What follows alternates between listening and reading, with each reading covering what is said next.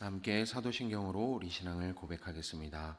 전능하사 천지를 만드신 하나님 아버지를 내가 믿사오며 그 외아들 이는 성령으로 잉태하사 동정녀 마리아에게 나시고 본디오 빌라도에게 고난을 받으사 십자가에 못 박혀 죽으시고 장사한 지 사흘 만에 죽은 자 가운데서 다시 살아나시며 하늘에 오르사 전능하신 하나님 우편에 앉아 계시다가 저리로서 산 자와 죽은 자를 심판하러 오시리라. 성령을 믿사오며 거룩한 공예와 성도가 서로 교통하는 것과 죄를 사하여 주시는 것과 몸이 다시 사는 것과 영원히 사는 것을 믿사옵나이다. 아멘. 함께 찬송 부르겠습니다. 찬송 500장 함께 찬양하도록 하겠습니다. 찬송가 500장 물 위에 생명줄 던지어라 입니다. 찬송가 500장 물 위에 생명줄 던지어라 함께 찬양하겠습니다.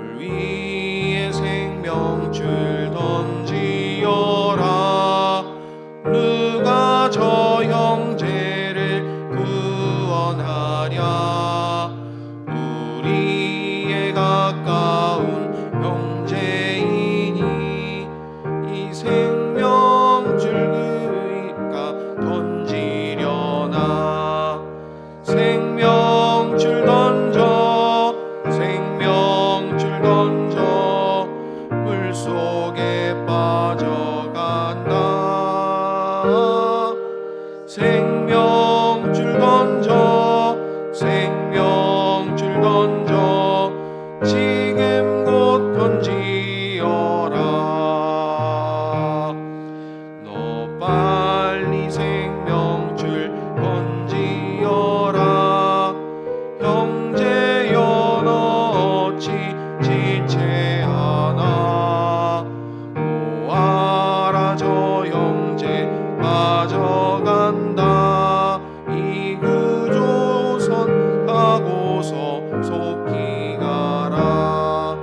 생명줄 던져 생명줄 던져 물속에 빠져간다. 생명줄 던져 생명줄 던져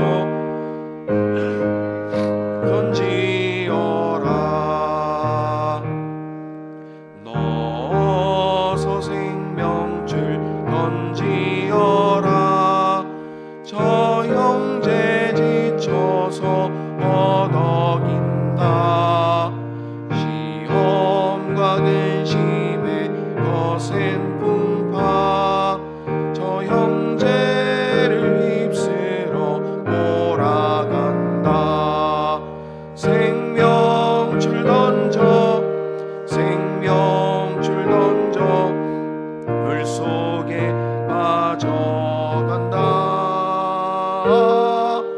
생명줄 던져 생명줄 던져 지금 곧 건지어라. 위험한 풍파가 곧 지나고 건너편 언덕에 이르리니. 형제여 너 어찌 지체하나. 곧 생명줄 던져서 구원하라. 생명줄 던져 생명줄 던져 물속에 빠져간다.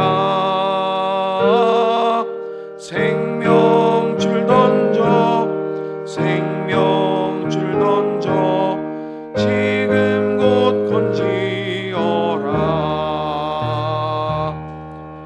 네, 함께 말씀 보도록 하겠습니다. 오늘 우리에게 주시는 하나님의 말씀은 구약성경 창세기 6장 17절부터 18절까지 말씀입니다.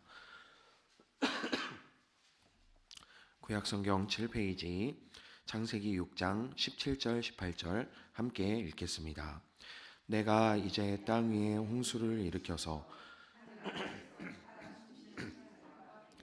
모든 것을 쓸어 없앨 터이니 땅에 있는 것들은 모두 죽을 것이다. 그러나 너하고는 내가 직접 언약을 세우겠다. 너는 아들들과 아내와 며느리들을 모두 데리고 방주로 들어가거라. 아멘. 할렐루야. 오늘도 새벽을 깨워 주님의 전에 나오신 모든 성도님들을 주님의 이름으로 축복하고 환영합니다. 이 시간 성령 하나님께서 우리와 함께 하십니다. 우리가 지금 이제 창세기를 새롭게 보고 있는데, 이 창세기를 볼 때 성경 속에 이 하나님의 이 뜻, 그리고 하나님의 세계관에 대해서, 이 성경적인 세계관에 대해서 잘 살펴볼 수 있습니다. 그것은 좀 반복되는 패턴이긴 한데 사실 구약 성경 전체에 그게 좀 드러나고 있는데, 어떤 것이냐면 창조와 타락과 구속입니다. 하나님께서 좋은 것을 이렇게 만들어 놓으시면 이 창세기 1장을 볼 때도 우리가 알 수 있죠. 하나님께서 보시기에 좋았다 하신 것들이 분명히 있습니다. 이렇게 좋은 것을 만들어 놓으면은 그 상태로 간다면 좋은데, 이것이 꼭 중간에 망가지게 되는 것을 우리가 볼 수 있죠. 이 죄악이 틈타게 되고, 그리고 처음 하나님께서 의도하신 것과는 다르게 이 타락하게 되는 것을 볼 수 있습니다. 그러면 그 속에서 하나님이 그 모습 그대로 내버려 두시지 않으시고 적극적으로 또 개입하셔서 그 문제를 해결해 가시는 것을 볼 수 있습니다. 오늘 우리가 그 긴 서사 가운데 이 두 구절을 읽게 되었지만, 이 두 구절 가운데 하나님의 역사, 특히 타락과 구속의 이 이야기가 고스란히 들어있는 것을 볼 수 있습니다. 앞서서 우리는 1장부터 5장까지, 그리고 6장의 이 전반부까지 하나님께서 세상을 만드신 것과, 그리고 인류 최초의 살인사건, 그리고 죄악이 땅에 가득하게 된 그 이야기들을 보게 되었습니다. 그래서 하나님께서 죄악이 가득 찬 세상을 이 홍수로 심판하기로 마음먹으시고, 이 세상의 모든 것들을 홍수로 쓸어버리시는 것이 이제 오늘 우리가 보고 있는 6장의 내용인데, 그런 절망적인 심판 가운데서도 의인인 노아와 그의 가족은 하나님의 은혜로 방주를 짓게 되었고, 그리고 구원받게 되었음을 볼 수 있습니다. 우리가 올해부터 함께 보고 있는 이 통독 큐티 책에 참 이것이 인상적으로 설명된 것을 볼 수 있습니다. 이 비를 하나님의 눈물이라고 이렇게 표현을 하고 있는 것을 볼 수 있는데, 그냥 되게 감성적이다라고 생각할 법하지만 사실 이게 참 적절한 표현이 아닌가라는 생각이 듭니다. 왜냐하면 제가 그 입장을 정확하게 헤아릴 수는 없습니다만, 이 어떤 창작의 고통이라는 것을 느껴보신 분들이라면 어느 정도 좀 공감하실 수 있을 것 같다라는 생각이 듭니다. 어떤 것이냐면, 내가 상당히 공들여서 만들어 놓은 작품인데, 그런데 이것이 결함이 있어서 내 손으로 결국 이것을 부셔야 하는 상황이 된다면 누구나 다 안타깝고 미련이 생기기 마련이죠. 바로 그런 측면이 아닐까라는 생각을 좀 해보게 되었습니다. 하나님께서 분명히 만드셨고, 그냥 만든 것도 아니죠. 이 호흡을, 생명을 불어넣어 주시고, 그리고 자신의 형상대로 만드신 이 인간들이 타락해가는 모습을 볼 때, 그리고 또한 그 타락 가운데 그것을 그냥 내버려 둘 수 없어서 개입하셔서 심판해야 되는 이 상황이 되셨을 때 이 하나님의 마음이 어땠을까라는 것을 우리가 생각해 본다면, 정말 눈물을 흘리시면서 이 심판을 준비하시고 계획하실 수밖에 없지 않았을까라는 생각을 하게 되는 것이죠. 우리가 그냥 쉽게 하나님이 전능하신 신이니까 세상 정도 만들어 놓으시고 그냥 막 엎어버릴 수도 있지라고 기계적으로 생각할 수도 있겠지만, 하나님께서 보시기에 좋았다라는 이 말씀을 기억해 볼 때, 하나님의 형상대로 지으셨다라는 이 말씀을 기억해 볼 때, 분명히 만드신 것을 심판해야 되는 이 상황이 가진 능력만큼 쉬운 일은 아니었을 것이라는 것을 우리가 생각해 볼 수 있습니다. 그래서 그 엄청난 비가 하나님의 눈물이라는 말이 참 적절한 표현이다라는 생각이 들었던 것입니다. 어쨌든 오늘 말씀을 통해서 볼 수 있는 하나님의 역사의 이 세 가지 측면을 함께 나누고자 합니다. 첫 번째로는 하나님의 심판에 관한 내용인데, 우리는 이 말씀을 통해서 하나님의 심판에 대해서 살펴볼 수 있습니다. 17절 말씀 다시 한번 함께 읽겠습니다. 내가 이제 땅 위에 홍수를 일으켜서 하늘 아래에서 살아 숨쉬는 살과 피를 지닌 모든 것을 쓸어 없앨 터이니 땅에 있는 것들은 모두 죽을 것이다. 아멘. 하나님은 인간의 죄악이 가득 차서 더 이상 참을 수 없는 이 지경에 이르셨을 때 이 홍수를 통해서 모든 생명을 죽이기로 결정을 하십니다. 사람의 행위가 얼마나 악한지 도저히 지켜볼 수 없으셨던 것이죠. 로마서 3장 11절의 말씀을 보면 의인은 하나도 없다고 기록하고 있습니다. 또한 예레미야서 17장 9절의 말씀을 보면 만물보다 심히 거짓되고 부패한 것이 이 사람의 마음이다라고 이야기를 하고 있습니다. 그래서 사도 바울은 이 데살로니가전서 5장 22절에 이렇게 권면을 하고 있죠. 갖가지 모양의 악을 멀리하십시오. 악은 어떤 모양이든 버리라라는 권면을 하고 있습니다. 이런 악한 행위들, 악한 것들, 하나님께로부터 멀어지고 하나님을 등지고 하나님을 떠나는 이 모든 악의 행위들은 결국 심판받을 수밖에 없다라는 것을 우리가 기억해야 합니다. 하나님께서 그냥 늘 너그럽게 용서해 주시고 늘 참으시고 늘 우리에게 좋으신 분이신 것이 틀린 것은 아니지만, 그럼에도 우리의 악한 행위대로 분명히 심판이 따라온다라는 것을 우리가 잊지 말아야 합니다. 그래서 오늘 17절 말씀을 통해서 하나님의 심판이 얼마나 엄중한지를 우리가 기억해야 합니다. 그 악의 대가는 그냥 단순히 나 혼자만 피해를 입는 것이 아니라 나의 주변 사람들까지도, 그리고 심지어 이렇게 세상이 심판받을 만큼 참 엄중하다라는 것, 그리고 하나님께서는 이것을 그냥 눈 감고 넘어가시지 않으시고 반드시 심판하시는 공의로우신 분이라는 것을 우리가 기억해야 합니다. 그리고 또 두 번째로 살펴볼 수 있는 것은 이 하나님의 구원에 대해서 우리가 살펴볼 수 있습니다. 하나님께서는 이 상황 가운데 심판하기로 마음 먹으셨지만 그냥 모든 것을 다 없애버리고 다 초기화시켜 버리시고 그리고 처음부터 다시 시작하시는 것이 아니라 분명히 구원의 또 역사를 이뤄가시는 분이시다라는 것을 살펴볼 수 있는 것이죠. 하나님께서 의인인 노아와 그의 가족을 구원하시기로 계획하시고 방주를 지으라고 명령하신 것을 통해서 우리가 이 사실을 볼 수 있습니다. 하나님의 사랑과 자비에 대해서도 우리가 살펴볼 수 있는 것이죠. 아니 기껏 다 쓸어버리신다고 하시면서 어떻게 그렇게 한 사람만 정해서 그 가족만 살려주는 게 어떻게 사랑과 자비라고 할 수 있느냐라고 반문할 수도 있겠지만 전혀 그렇지 않다라는 것을 우리가 앞의 정황을 통해서 이해해 볼 수 있습니다. 인간들이 그동안 저질러온 악행이 있었는데 노아가 그 속에서 다른 사람이었다라는 것이죠. 모든 사람들이 다 그렇게 악을 행하고 악한 길로 치우쳐 가고 있을 때 노아는 다른 사람들과는 다르게 하나님을 두려워할 줄 알고 그리고 하나님을 바라볼 줄 아는 사람이었다라는 것입니다. 노아가 왜 의인인지 성경은 구체적으로 우리에게 알려주고 있지는 않습니다. 이런 일 때문에 노아가 의인이다. 이런 마음 때문에 행동 때문에 노아가 의인이다 라고 말하고 있지는 않지만 방주를 만드는 과정만 봐도 우리는 짐작해 볼 수 있습니다. 노아가 의지했던 것은 오로지 하나님의 말씀이었죠. 하나님께서 명령하신 대로 또 하나님께서 지시하신 대로 그리고 또 주변 사람들이 욕하고 비웃고 조롱하고 심지어 부질없는 짓이라고 그렇게 손가락질을 해댈 때도 노아는 끝까지 흔들리지 않고 하나님의 말씀만 붙들고 의지했던 것을 볼 수 있습니다. 주변의 시선 따위는 상관이 없었던 것이죠.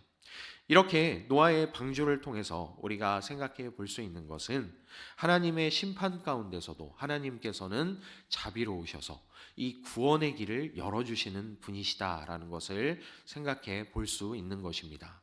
그냥 심판하신 것만 바라볼 것이 아니라 우리가 하나님을 붙들고 의지할 때 반드시 우리에게 피할 길을 주신다라는 것, 구원의 사건을 일으키시는 분이시다라는 것을 기억해야 한다는 것입니다.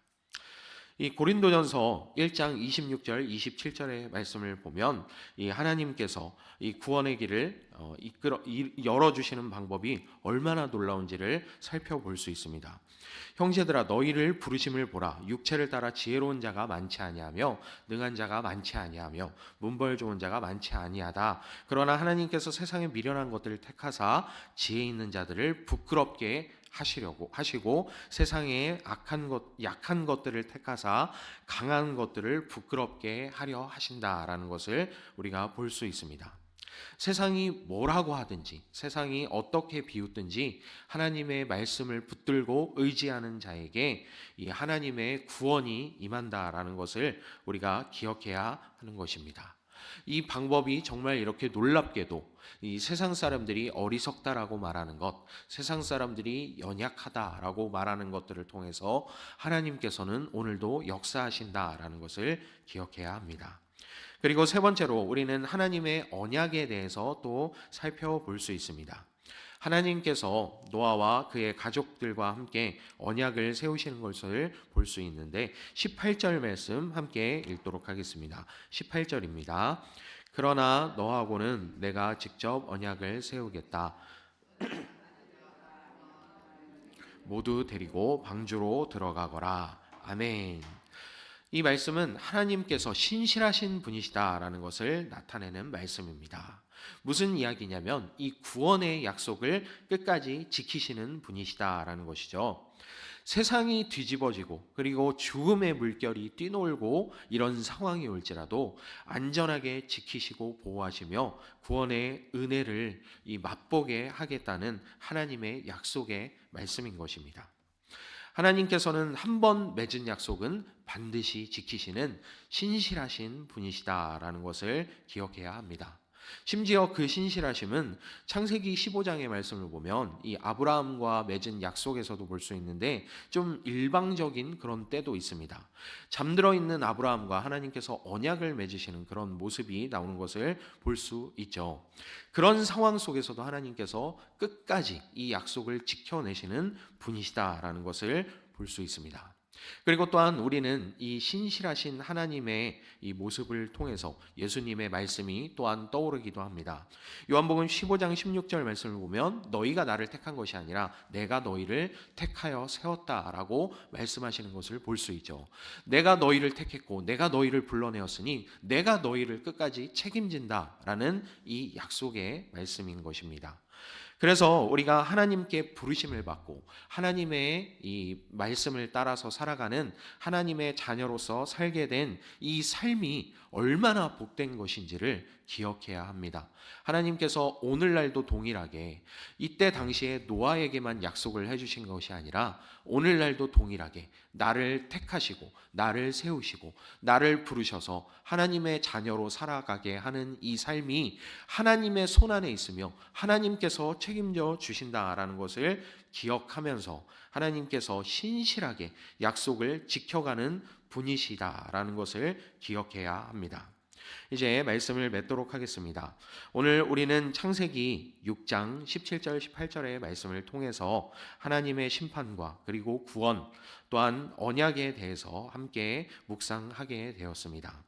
우리는 하나님의 공의로우심과 사랑하심 그리고 신실하심을 기억하면서 우리의 삶 속에서 하나님을 믿고 따르는 그 약속의 말씀을 의지하고 따르는 우리들에게 하나님께서 오늘날도 동일하게 그 약속하신 대로 구원의 역사를 이루어 가시는 분이시다라는 것을 기억하면서 우리의 삶을 하나님께 맡겨드리며 살아가야 합니다. 하나님께서 우리에게 주신 이 구원의 선물에 감사하면서 하나님의 언약을 믿고 의지하고 따라 살아가는 저와 여러분의 삶이 되기를 주님의 이름으로 축복합니다. 잠시 기도하겠습니다. 하나님 아버지 감사합니다. 오늘 말씀을 통하여 하나님의 심판, 그리고 그 너머에 있는 구원과 그리고 그 구원을 약속하시고 이루어 가시는 하나님의 신실하심에 대해 함께 나누게 하시니 감사합니다. 이 말씀을 붙들고 의지하며 하나님께서 부르시고 택하신 나의 인생이 하나님께서 또한 책임지실 것이라는 이 믿음을 가지고 주님을 바라보며 오늘도 내 삶에 역사하시며 일하시는 하나님의 구원의 은혜를 경험하며 살아가는 우리의 삶이 될 수 있도록 주님 은혜 내려 주시옵소서. 단순히 우리가 죽고 나서 천국 가는 그 구원뿐만이 아니라 내 삶 속에서 내가 도저히 해결해내지 못하는 것, 내가 어려워하는 것, 내가 당황스러워하고 곤란스러워하는 이 모든 문제들을 주님께 맡기고 주님을 의지하며 바라볼 때 주님께서 이 모든 문제를 해결하시는 그 놀라운 구원의 역사를 오늘날 삶 가운데서도 경험하며 살아갈 수 있도록 인도하여 주시옵소서. 주님의 신실하신 그 약속을 의지합니다. 주님께 우리의 삶을 맡겨드립니다. 감사합니다. 우리 주 예수 그리스도의 이름으로 기도합니다. 아멘. 하늘에 계신 우리 아버지여, 이름이 거룩히 여김을 받으시오며 나라에 임하옵시며 뜻이 하늘에서 이룬 것 같이 땅에서도 이루어지이다. 오늘날 우리에게